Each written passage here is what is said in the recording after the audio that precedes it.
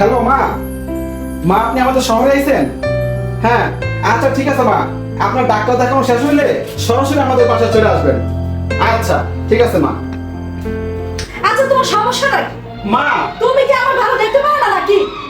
তোমার মা আসলে আমার 100 বার রান্না করা লাগে, আমার সারা দিন রান্না করা লাগে, তোমার আমার কাপড় চোপড় ধোয়া লাগে, আমার সবকিছু মা তো, মা। আর তোমার মা আসলে এখন বোবা সাপ বলে দিবা আমার করোনা বা আমার ডেঙ্গু হয়েছে, সাপ বলে দাও। যাও এখনই যাও। হ্যাঁ এখনই যাইবা, যাও।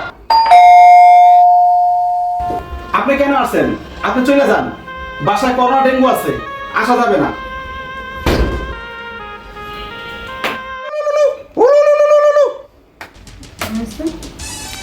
হ্যালো মা, কি রে মা, তোর লাগে জামাই লয় কিছু হয়েছে? না তো মা, আমার লগে কিচ্ছু হয় নাই। কে তোমার কিছু কইছে? জামাই তো কোনো সময় আমার লগে এরকম করে নাই। আজকে আমার মুখের উপর দরজাটা লাগাই দিল, আমি খুব কষ্ট পাইছি রে মা।